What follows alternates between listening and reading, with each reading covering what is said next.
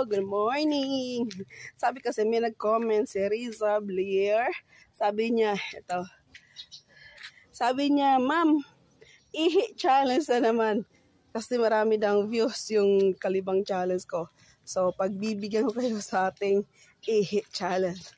Dali lang, punta tayo, maghanap tayo ng lugar na walang tao. Okay? So, dito po tayo, nakita tayo ng lugar kung saan tayo iihi. Okay, ihi tayo. Ihing-ihi ako.